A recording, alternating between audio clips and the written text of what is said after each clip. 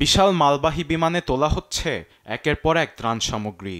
ক্ষুধার্ত মানুষদের খাবারের যোগান দিতে যুদ্ধবিধ্বস্ত গাজার উদ্দেশ্যে জর্ডানের রানওয়ে ছাড়ল বিমানটি।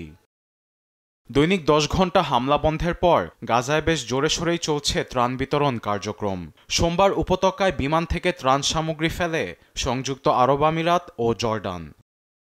গাজায় ত্রাণ সামগ্রী বিতরণের তালিকায় যোগ দেওয়ার ঘোষণা দিয়েছেন জার্মান চ্যান্সেলর ফ্রিডরিখ মের্জ।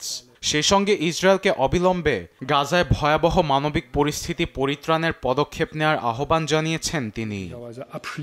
এদিকে যুদ্ধবিরতিতে কোনো গতি না এলে দ্বিরাষ্ট্র সমাধানের উপর জোর দিচ্ছে বিশ্ব। এই বিষয়ে সোমবার জাতিসংঘের বৈঠকে বসেছেন বিশ্বের নানা দেশের নেতারা। ফিলিস্তিন রাষ্ট্র প্রতিষ্ঠা ও গাজায় যুদ্ধ বন্ধ না হওয়া পর্যন্ত ইসরায়েলের সঙ্গে কোনো ধরনের সম্পর্ক স্বাভাবিক করবে না বলে সাফ জানান দেন সৌদি পররাষ্ট্রমন্ত্রী ফয়সাল বিন ফারহান।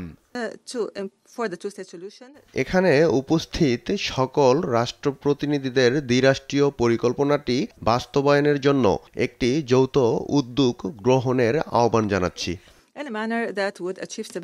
সেই সঙ্গে গাজায় শান্তি প্রতিষ্ঠার জন্য ইসরায়েল ফিলিস্তিন দ্বিরাষ্ট্রীয় সমাধানের পেছনে জোর দিয়েছেন ফ্রান্সের পররাষ্ট্রমন্ত্রী জেন নোয়েল ব্যারট।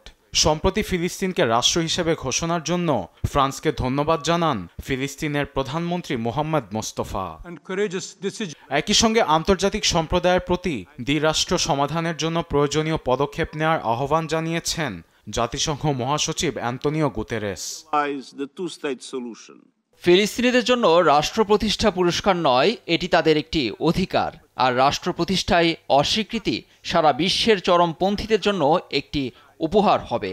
দিন যতই যাচ্ছে গাজায় তত বেশি মানবিক বিপর্যয় নেমে আসছে।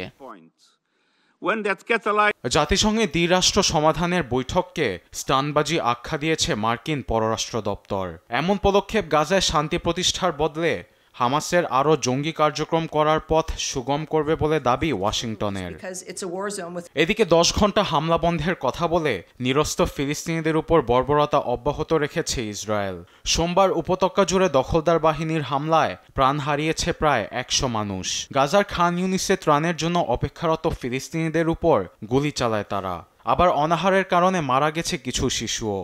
এমন পরিস্থিতিতে ইসরায়েলের মানবাধিকার সংস্থাগুলো বলছে নেতানিয়াহু গাজায় গণহত্যা চালাচ্ছে। আরবেদ আফসার, নিউজ ডেস্ক, দেশ টিভি।